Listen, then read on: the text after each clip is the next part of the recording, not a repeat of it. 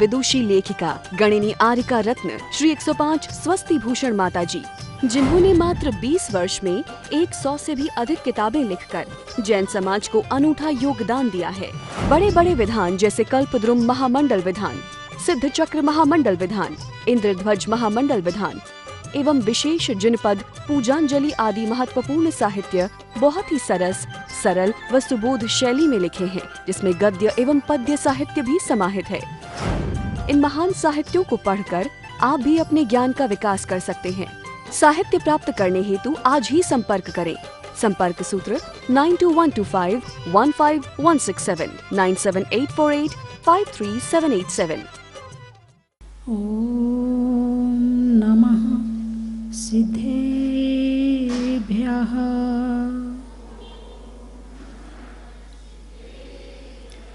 ओम नमः सिद्धेभ्यः। ओम नमः सिद्धेभ्यः।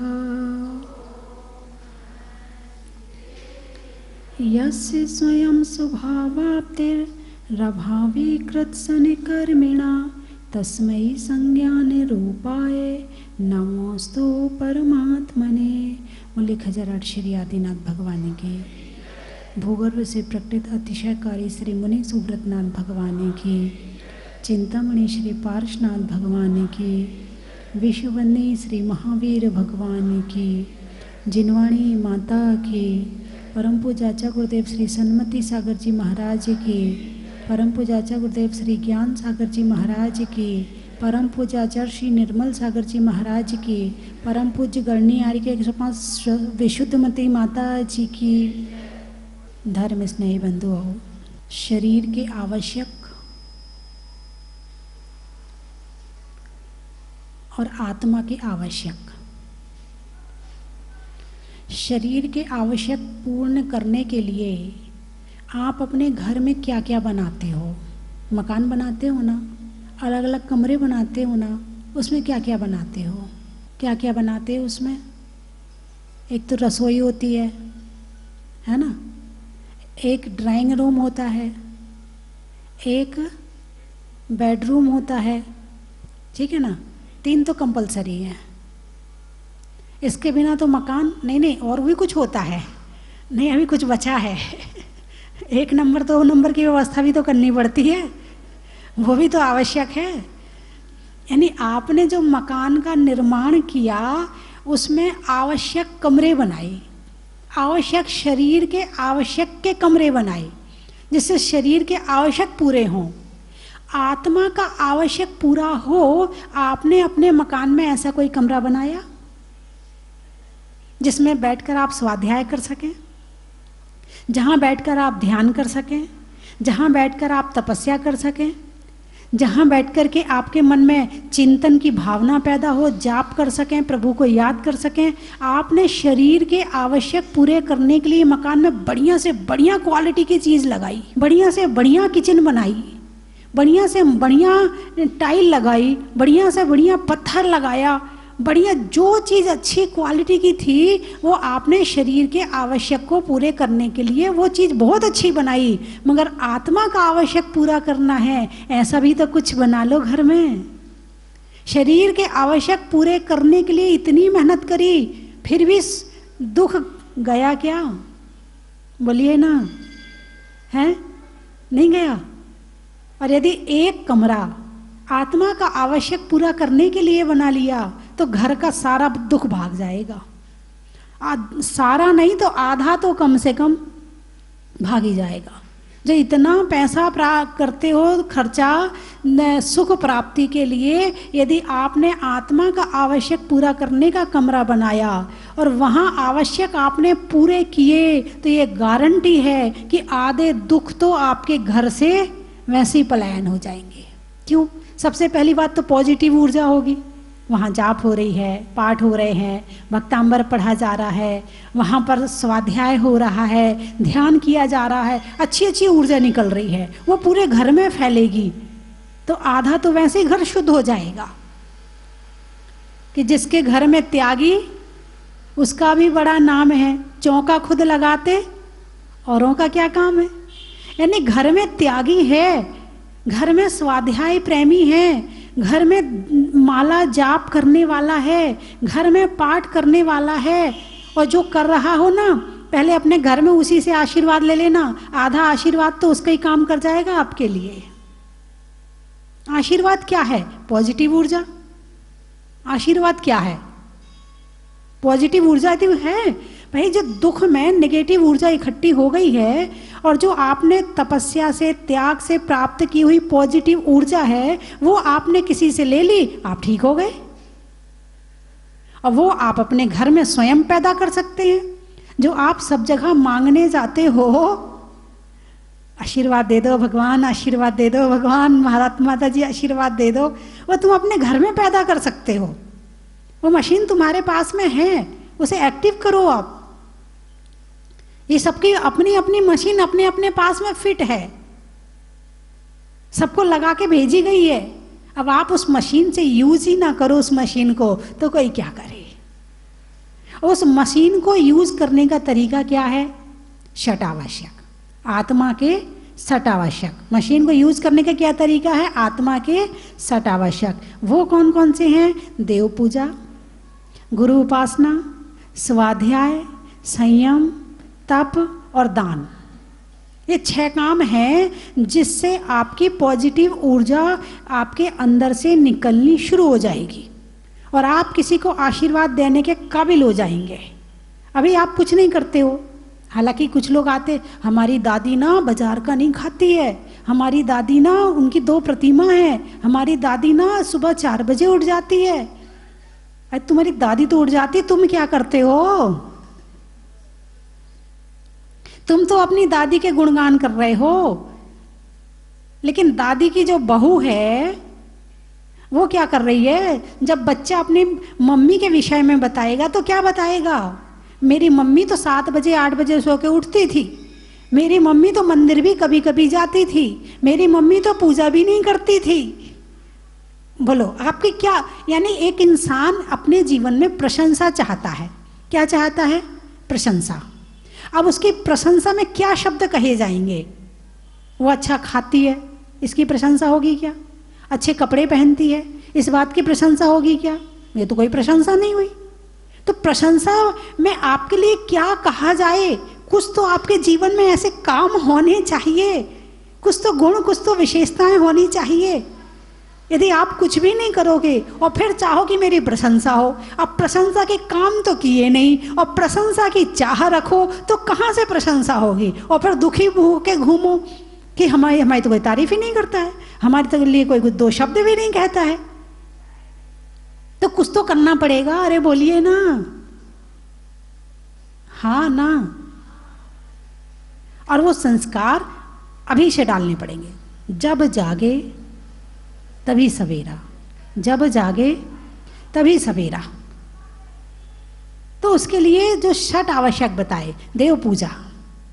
कभी भी शादी आपकी लड़की की होती है, शादियों का मौसम शुरू हो गया है, आप लोग दहेज देते हो कि नहीं देते हो?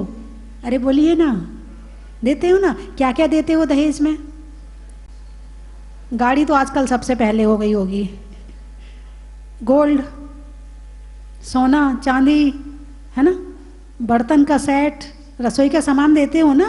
आवश्यक, आवश्यक बर्तन का सेट है, हाँ, सोफा सेट भी देते होगे, डाइनिंग सेट भी देते होगे और डिनर सेट भी देते होगे, क्योंकि रात को खाते ना आपके जवाई जी, तो आपको डिनर सेट भी देना पड़ता है। और उसके साथ साथ बहुत सारे कपड़े भी देते होगे। यानी जितना भी सामान दिया आपने अपनी लड़की को, वो सारे के सारे शरीर के यूज करने योग्य हैं। किसके? शरीर के। लेकिन ऐसा कोई सामान दिया जिससे उसकी आत्मा का भला हो? जब तक आत्मा का भला नहीं होगा तब तक वो सुखी कैसे रहेगी? यदि ये सामान ही सुखी कर रहे होते तो भगवान के पास क्या इन सामानों की कमी थी जो वो छोड़ करके चले गए? सुखी होने का रास्ता है स्वाध्याय, देव पूजा। और बोन चाइना के बर्तन में खाना खाया कि नहीं खाया आज तक? ओहो, फिर तो अच्छा ये बताओ, कभी कभी जो वैद्य जी होते हैं बोले तुम्हारे अंदर इस चीज़ की कमी हो गई है, तुम तांबे के बर्तन में पानी रखो और वो वाला पानी पियो। कुछ कहते हैं चांदी के बर्तन में पानी रखो फिर वो वाला पानी पियो। इसका मतलब चांदी का जो असर है वो किस में आ गया? पानी में आया कि नहीं आया? तांबे के बर्तन का असर किस में आया? पानी में आया। अब हड्डियों के बर्तन में भोजन रखेंगे तो हड्डियां आएंगी कि नहीं आएंगी उसमें? नहीं, गहराई की बात है, हंसने और मुस्कुराने वाली बात नहीं है। ये भगवान महावीर के भक्त हो तो इस बात को समझना जरूरी है, नहीं तो तुम भगवान महावीर बैठे ना, तुम्हारी सारी पूजा बेकार है। तो ये हड्डियों के बर्तन क्या हमें अपने घर में रखने चाहिए, हाँ या ना? कौन कौन कहता नहीं? चलो, जिनके घर में हो वो निकाल देना आज जाकर अपने। हाँ, एक काम और करो, कोई सस्ते नहीं आते बॉन चाइना के बर्तन, बहुत महंगे आते हैं। थोड़ा सा पैसा और मिलाओ तो चांदी के बर्तन खरीद लो। क्या कहा? थोड़ा सा पैसा और मिलाओ तो चांदी के बर्तन खरीद लो। और जब तुम्हारे यहाँ कोई मेहमान आए और उसे जब तुम चांदी के बर्तन में भोजन कराओगे तो सारी जिंदगी याद करेगा, अरे उनके यहाँ गए थे तो चांदी की थाली में खाना खाया था, बड़ा अच्छा महसूस होगा, अच्छी फीलिंग आएगी, उसका मन भी अच्छा रहेगा, तुम्हें भी अच्छा लगेगा। दूसरी बात, बॉन चाइना का बर्तन हाथ से छूट जाए दोबारा काम का है? बड़े नाजुक होते हैं, कितना संभाल संभाल के रखो फिर भी टूट जाते हैं। टूटते कि नहीं टूटते हैं? और चांदी के बर्तन में 100 साल खाना खा लो और जाके बदल लो और आधा पैसा ले आओ। बताइए कौन सा फायदे वाला है? चांदी वाला। तो कौन सा काम करोगे? देखो, सोने वाला तो नहीं कहूंगी मैं कि सोने के थाली में खाना खिलाओ, चांदी तक तो चल जाएगा, डबल आधा हो गया। तो आज के बाद में बॉन चाइना अपने घर में नहीं रखेंगे। कौन कौन नहीं रखेगा वो हाथ उठाए, पुरुष भी हाथ उठाए। यदि पुरुष पक्का हो जाए तो स्त्री को रखने नहीं देगा, उठाइए हाथ। देखती पहले पुरुषों को देख लूं, फिर 1 मिनट रुक जाओ। हाँ, अब आप हाथ उठाइए, अच्छे से उठाइए ना। यदि वास्तव में महावीर भगवान के भक्त हो और प्रवचन सुनने का इतना सा भी असर तुम्हारे ऊपर हो रहा और इंसान हो थोड़े भी तुम, तो आज से अपने हाथ उठाइए। मैं देख रही हूँ किसने नहीं उठाया वो देख लूं। हमारी बूढ़ी महिलाओं की कोई बात नहीं, क्योंकि इन्हें पता ही नहीं है होता क्या है। बहुत बढ़िया, चलो आपके घर का त्याग हो गया। क्या हो गया? आपके घर के बॉन चाइना का त्याग हो गया। अब बाहर का त्याग यदि कर सको तो श्रेष्ठ है, क्योंकि तुम्हारे त्याग से सामने वाला बदल जाएगा। तुम जाओगे, अरे ये तो बॉन चाइना की प्लेट है, भाई साहब हम आपके यहाँ खाना नहीं खाएंगे। क्यों नहीं खाओगे? वो ना बॉन चाइना हड्डियों के बर्तन आपके घर में रखे हैं, हम आपके यहाँ खाना नहीं खाएंगे। ओहो, ये तो बड़ी गलती हो गई। यदि एक शादी में 5 लोगों ने भी उस व्यक्ति से कह दिया कि हम बॉन चाइना के बर्तन में नहीं खाएंगे, ये बात पूरे सभा में फैल जाएगी, पूरे पंडाल में फैल जाएगी, और अगली जो किसी की शादी होगी ना, ध्यान रखेगा बॉन चाइना के बर्तन नहीं लाना है।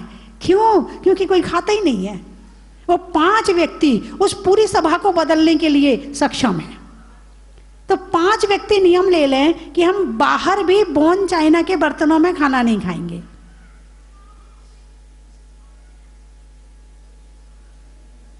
देखो, ये भगवान महावीर के भक्त बैठे हैं। एक, बहुत बढ़िया, एक ने तो हाथ उठाया, समझदार है। 2, 3, वाह, पुरुष हिम्मत वाले हैं। स्त्रियों में क्या हिम्मत है? त्याग की हिम्मत चाहिए। 3 हो गए, 2 और मिल जाए। 5 कहा है तो 5 पूरे हो जाए। सफेद बाल वाले तो नियम ले लो। अरे वाह, चांदमल जी ने यदि ले लिया नियम तो बहुत बड़ी बात है, क्योंकि इनको बहुत जगह जाना पड़ता है। हाँ, ये तो बहुत जगह जाते हैं, इसलिए इनके लिए बड़ी मुश्किल बात का नियम है ये। 4, एक और चाहिए, एक और व्यक्ति हाथ उठा ले बस। अंत भला तो सब भला। महिलाओं में उठा ले। अरे वाह, बहुत सारी महिलाएं हो गई। ओहो, 1, 2, 3, 4, 5, 6, 7, अरे वाह, 10-15 हो गए। बहुत अच्छा, बहुत बढ़िया है। मन को मोड़ने का, पर्वत को तोड़ने का, और बॉन चाइना में भोजन करने को छोड़ने का। अब जिसने छोड़ा है वो ध्यान रखना कि आपके जीवन में एक बहुत बड़ी उपलब्धि हुई है, आपने बहुत बहुत बड़े पाप से बचे हैं। एक बार की बात है कि एक गांव में एक भैंसा कीचड़ में फंस गया। अब वो फंस गया तो लोग तो दुखी के मज़े लेते हैं, दुख दूर नहीं करते हैं। यदि कोई दुखी हो तो लोग उसकी हंसी उड़ाते हैं, मज़े लेते हैं, चुस्की लेते हैं, उसका दुख दूर नहीं करते हैं। वो भैंसा जो है कीचड़ में फंसा है, उसको निकाला नहीं और मज़े ले रहे, कोई उसको कंकड़ मार रहा, कोई उसको पत्थर मार रहा, कोई खूब परेशान किया उसको। अब वो वहीं पड़ा रहा, कुछ दिनों में वो मर गया, संक्लेश परिणामों से मरा, मर करके व्यंतर बना। अब व्यंतर बना तो व्यंतर में शक्ति तो बहुत होती है, तो वो व्यंतर ने अवधि ज्ञान से देखा कि मैं पिछले जन्म में क्या था। बोले देखा कि मैं भैंसा था, और फिर देखा कि क्या कैसे मरा मैं, तो इन लोगों ने मुझे बहुत परेशान किया है। ये शास्त्र की बात बता रही हूँ मैं कोई मनगढ़ंत कहानी नहीं बता रही हूँ हैं। अब वो उस भैंसे ने देखा कि इन लोगों ने, इन गांव वालों ने मुझे बहुत परेशान किया था। उसने अपनी शक्ति से, विक्रिया से गांव में महामारी की बीमारी फैला दी। बात समझ में आई कि नहीं आई? अच्छा, फिर तो मुनिराज आए, वहां पर शांति विधान हुआ, फिर सब ठीक हो गया। लेकिन व्यंतर ने बदला तो लिया ना। अब जो हड्डियां के बर्तन बने हैं, अब मान लो उनमें से जो वहाँ मारे जा रहे हैं उनमें से कोई व्यंतर बन जाए और वो देखे कि मैं पिछले जन्म में कहाँ था, मैं तो भैंसा था या भैंस थी या गाय थी और मुझे यहाँ मारा गया था और मेरी हड्डियों के बर्तन बनाए गए थे। अब ये बर्तन रखे कहाँ हैं? अब वो तुम्हारे घर में आएगा, इसको मजाक में मत लेना। अब वो तुम्हारे घर में आएगा। बहुत से घरों में बीमारियां होती हैं मगर ये नहीं पता चलता कि बीमारी है क्या। टेस्ट पे टेस्ट कराए जा रहे हैं, बीमारी कुछ नहीं निकल रही है, परेशानी पूरी है। कारण क्या है? दूसरों को परेशान किया है तो खुद को भी तो होना पड़ेगा, हैं? मांग की लोच पे ये पूरा बाजार चलता है। यदि आज भारत का हर व्यक्ति बोन चाइना के बर्तन खरीदना छोड़ दे तो फैक्ट्रियां बंद हो जाएं, तो फैक्ट्रियां बंद हो जाएं। और जब फैक्ट्रियां बंद हो जाएंगी तो पशुओं को मारना बंद कर देंगे। इसका मतलब तुम एक जने भी खरीदते हो तो वो उतने पशुओं को हत्या करने का पाप आपको भी लग रहा है। फिर हम बाद में कहते अरे हमने तो कुछ भी किया नहीं है और हमारे ऊपर इतने कष्ट आ रहे हैं। कहते हो कि नहीं कहते हो? अब इतने सारे पशुओं का पाप ले रहे हो कि नहीं ले रहे हो बोन चाइना के बर्तनों को यूज करके? अरे बोलिए ना, ले रहे कि नहीं ले रहे? ये पाप निकलेगा कि नहीं निकलेगा? कहाँ से निकलेगा? कहाँ से निकलेगा? शरीर से निकलेगा, परिवार से निकलेगा, इसी से तो निकलेगा। और कहाँ से निकलेगा? तो जितना जितना पापों से बचना चाहते हो उसके लिए धर्म में प्रवेश तभी होगा। पापों से बचना ही धर्म है। हिंसा नृतस्तेया ब्रह्म परिग्रहभ्यो विरति व्रतम। व्रत की क्या परिभाषा है? तत्वार्थ सूत्र का 7वें अध्याय का पहला सूत्र है, हैं? हिंसा नृतस्तेया ब्रह्म परिग्रहभ्यो विरति व्रतम, यानी हिंसा आदि जो 5 पाप हैं उनसे विरक्त होना ही व्रत है। जो आप एकासन करते इसको व्रत कह रहे ना, लेकिन यहां व्रत की क्या परिभाषा दी है कि हिंसा आदि 5 पापों से विरक्त होना, मन से छोड़ना। वास्तव में हम अभी तक गलती कर रहे थे और आज पता चला है हम आज के बाद बिल्कुल नहीं करेंगे। भगवान इतने दिन मैंने गलती करी है, मुझे क्षमा करना। क्षमा मांगना भगवान से जाके, उन जीवों से क्षमा मांगना जिन जीवों के हड्डियों में तुमने भोजन करे, उनसे क्षमा मांगना कि हमसे गलती हो गई, हमसे अनजाने में हुई है और हमें क्षमा करें। यदि आपने इतना काम कर लिया, कर तो सकते ना इतना काम, क्षमा तो मांग ही सकते हो। भगवान के सामने जाके सब जीवों से क्षमा मांग लेना। किसी को सताया हो, पीड़ा दी हो, दुख दिया हो, जाने में अनजाने में। अनजाने का भी बहुत बड़े बड़े पाप होते हैं, अनजाने के पाप भी कम मत समझो आप। अनजाने में भी बहुत बड़े बड़े पाप हो जाते हैं। और उसका फल भोगना फिर जान के पड़ता है, फिर अनजाने में फल नहीं मिलता है। फल भी कैसा मिलता है, फिर जान करके मिलता है। तो बात तो मुझे सट आवश्यक ही करनी थी, किंतु बात कहीं और पहुंच गई है। लेकिन ये विषय भी आवश्यक था, ये विषय भी जरूरी था। देव पूजा के पहले आप एक अहिंसक नहीं बन पाए, आप एक हिंसा से दूर नहीं हो पाए, तो आप देव पूजा क्या करोगे? पूजा किसकी करनी है? अहिंसक की। और हिंसा के बर्तन घर में रखे हैं, पूजा में मन लगेगा? लोग कहते क्या करें, आजकल मन ही नहीं लगता है पूजा करने का। कुछ लोग तो कहते माता जी कोरोना में जब से मंदिर बंद हुआ है तो शुरू में तो बड़ी दिक्कत सी होती थी, लेकिन अब तो इच्छा ही नहीं होती मंदिर जाने की। हाँ, ऐसे आए मेरे पास लोग, बोले माता जी आजकल मन ही नहीं करता मंदिर जाने का। अब घर में ऐसी ऐसी चीजें रहेंगी तो कहाँ से धर्म करने का मन करेगा? जब तक अपने घर को शुद्ध नहीं करोगे तो आत्मा कैसे शुद्ध होगी? आत्मा को शुद्ध करने के लिए बाहर का वातावरण भी शुद्ध चाहिए, और वो वातावरण शुद्ध होगा हमारे वस्तुओं से, वहाँ से निकलने वाली ऊर्जा से। घर में अच्छी वस्तुएं रखें ताकि आपके मन में अच्छे भाव हों। तो इसीलिए देव पूजा को आवश्यक में रखा गया है। किस में रखा गया है? आवश्यक। आवश्यक का मतलब जरूरी, यानी चाहे कुछ भी हो जाए मगर ये काम तो करना ही करना है। और सबसे पहले नंबर पे रखा, आप देखिए, स्वाध्याय बाद में, गुरु की उपासना भी बाद में, दान भी बाद में करना, तपस्या भी बाद में करना, संयम भी बाद में करना। पहले क्या करो? देव पूजा करो। देव पूजा से ही रास्ता खुलेगा। अभी एक परसों के दिन रोहतक से एक भाई आए थे, परिवार आया था पूरा उनका। मैंने रोहतक में चतुर्मास भी किया है। बोले माता जी आपने मुझे नियम दिया था कि सप्ताह में एक बार पूजा करना। क्या करना? सप्ताह में एक बार पूजा करना। और वो नियम ऐसा हुआ कि उसके बाद से मैंने एक दिन पूजा करी, मुझे बहुत अच्छा लगा। फिर मैंने मन हुआ था कि कल भी करूँगा, फिर मैंने दूसरे दिन करी। ऐसे करते करते मैं रोज पूजा करने लगा। फिर मैंने देखा कि यहाँ लोग, बहुत से लोग अभिषेक भी करते हैं, तो किसी ने मेरे से कहा आप भी आया करो अभिषेक में। मैं अभिषेक भी शुरू कर दिया। बोले अब मैं अभिषेक, पूजा, माला, जाप सब करता हूँ और रोज करता हूँ। आपने तो केवल एक दिन का नियम दिया था। कितनी महिलाएं हैं जो रोज पूजा करती हैं? हाँ ठीक है, हमारी बहुएं अभी बाकी हैं, ऐसी कोई बात नहीं, कोई ऐसी बात नहीं। मैं आपको दोष नहीं दूंगी, आपकी मम्मी को दोष दूंगी, आपकी सासू जी को दोष दूंगी, उनने पूजा क्यों नहीं करी, आपकी थोड़ी गलती है। हाँ कोई दिक्कत नहीं, पूजा करने वाले हाथ उठाए रखें, बिना करने वालों को देखना है ना मुझे। जो पूजा करती हैं वो हाथ उठाना।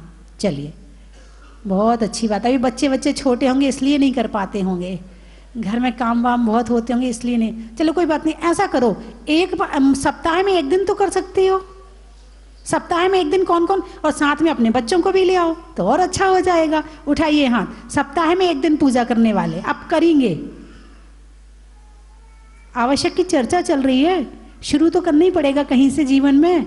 डोर तो भगवान के पास जाने के लिए डोर तो कहीं से पकड़नी पड़ेगी। भगवान के समीप रहना चाहते हो, नहीं रहना चाहते हो? चलिए उठाइए हाथ, सप्ताह में एक दिन पूजा करना। उठाइए, सप्ताह में एक दिन पूजा करना। हाँ अच्छे से उठाओ, मैं देख तो लूँ। अच्छा काम कर रहे हैं, अच्छा ऊंचा हाथ उठाओ, बहुत बढ़िया, बहुत अच्छा। सप्ताह में एक दिन तो कर ही सकते हैं आप लोग। कौन कौन पूजा करता है वो हाथ उठाओ। 1 2 3, चलो अब सप्ताह में एक दिन का तो एक पूजा कर लेना। मैं ज्यादा करने नहीं कह रही, एक पूजा कर लेना बस। एक पूजा में कितने 15 मिनट लगने हैं। आपको नहीं आती है तो आप कहोगे तो शाम को हम पूजा, ऐसे कितनी महिलाएं जिनको पूजा करना नहीं आता, शाम को सिखवा देंगे, कोई दिक्कत नहीं है। नहीं आता कोई बात नहीं, शाम को एक दिन बता देंगे कि क्या क्या पढ़ना पड़ता है। चलिए अब आप लोग हाथ उठाइए, एक पूजा कर लेना बस, एक पूजा। भले आप सूखे चावल से कर लेना, कोई दिक्कत नहीं है। उठाइए हाथ, सप्ताह में एक दिन। चलो देखो हमारे युवाओं ने हाथ उठा लिया, अब तो सफेद बाल वाले हाथ उठा लें, बहुत बढ़िया। हाँ जी पदम जी, आपको आज तो ये नियम लेना ही पड़ेगा सप्ताह में एक दिन वाला, चाहे जहाजपुर में जाके कर लेना, कोई दिक्कत नहीं है, शर्म आ रही हो यहाँ तो।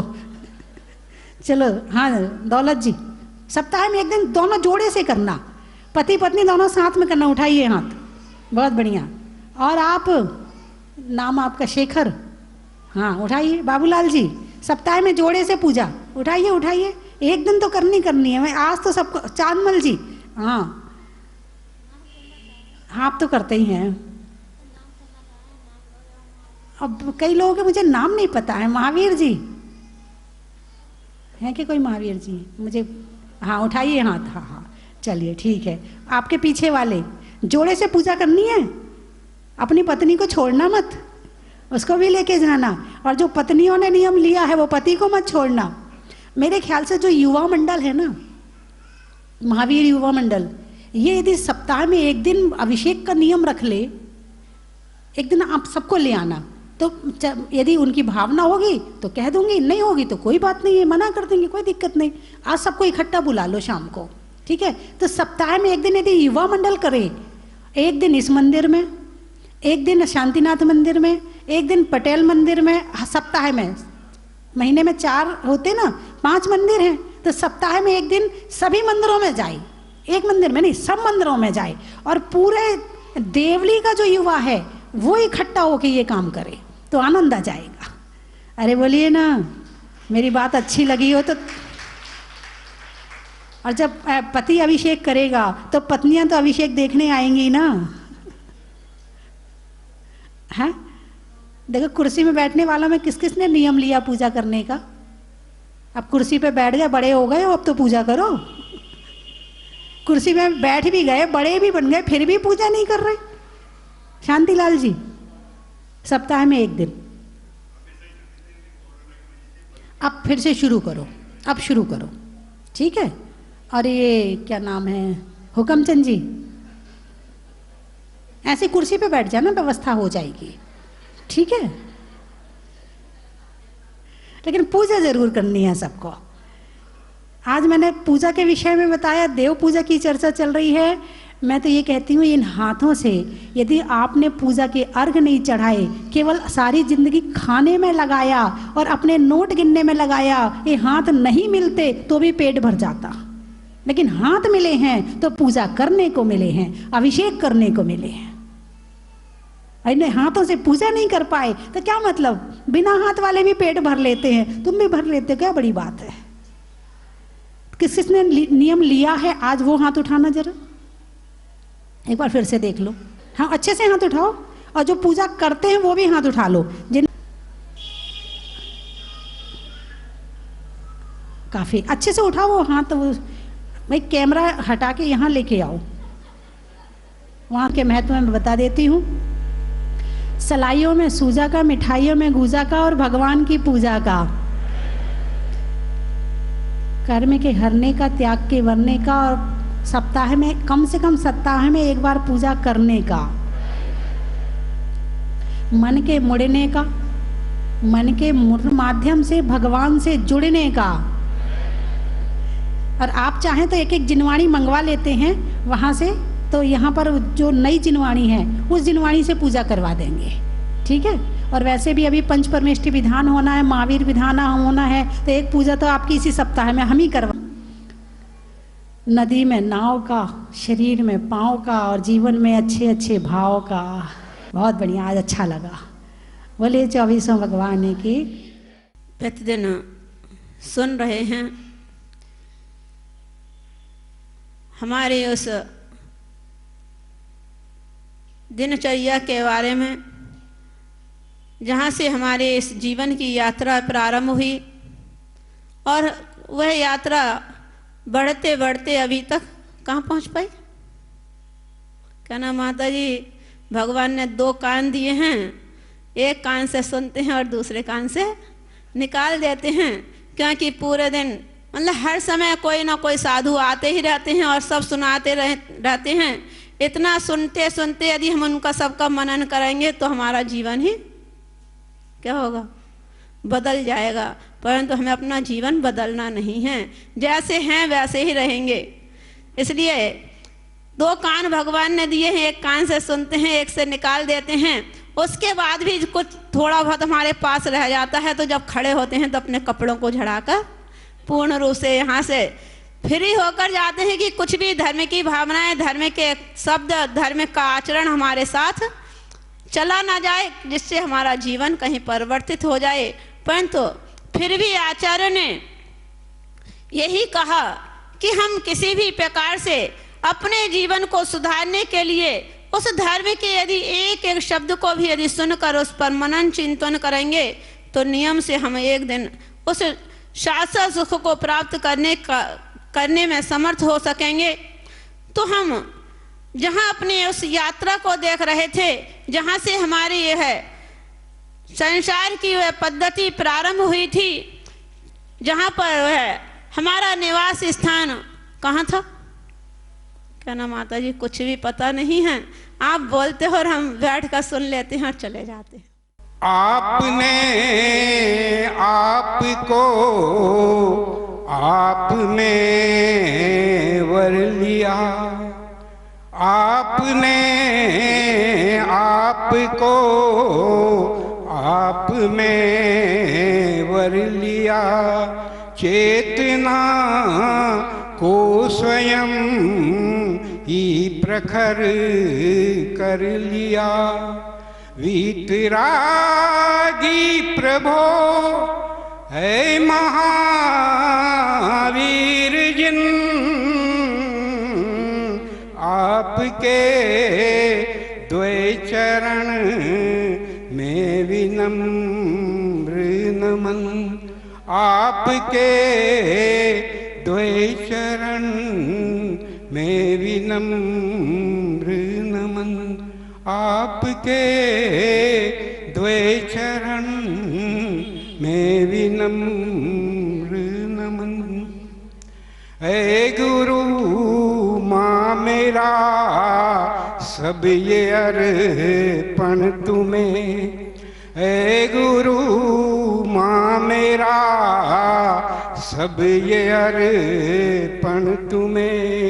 सारी दुनिया कहे सच का दर्पण तुम्हें, आपके त्याग के सामने कुछ नहीं, गर ये जीवन भी कर दे समर्पण तुम्हें, गर ये जीवन भी कर दे समर्पण तुम्हें।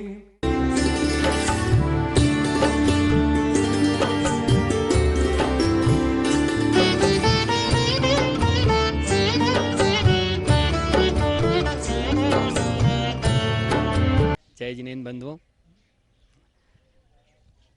बहुत दिनों के लंबे इंतजार के बाद और जहाज मंदिर में अतिशयकारी मुनीश्वरनाथ भगवान के विराजमान होने के बाद में आने वाली 13 मार्च 2021 को पहली शनि अमावस्या पर भूगर्भ से प्रकटित शनिग्रह निवारक मुनीश्वरनाथ भगवान के मस्तक पर 1008 कलशों से महामस्तकाभिषेक होगा।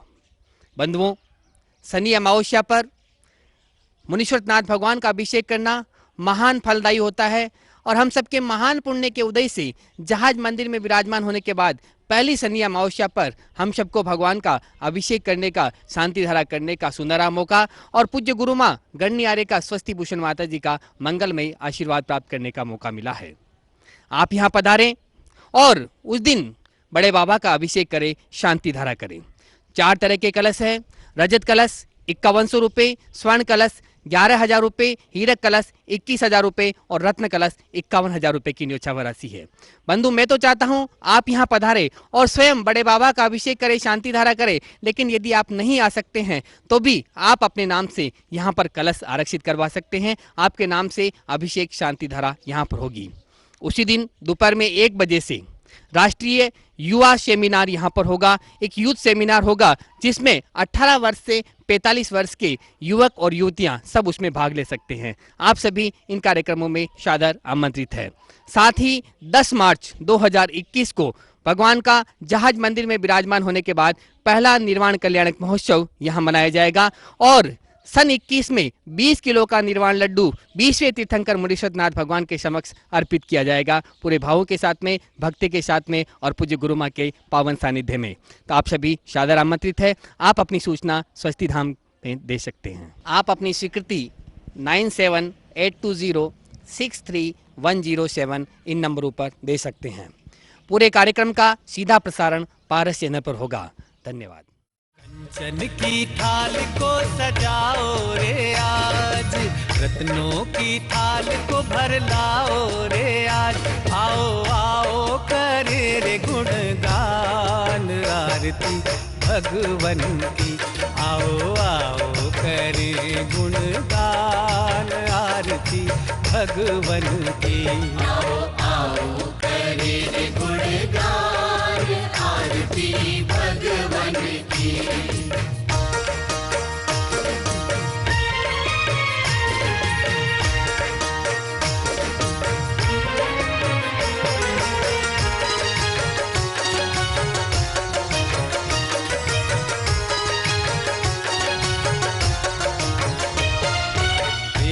सुमित्र के राज दुलारे, माँ पद्मा जी के नैनों के तारे।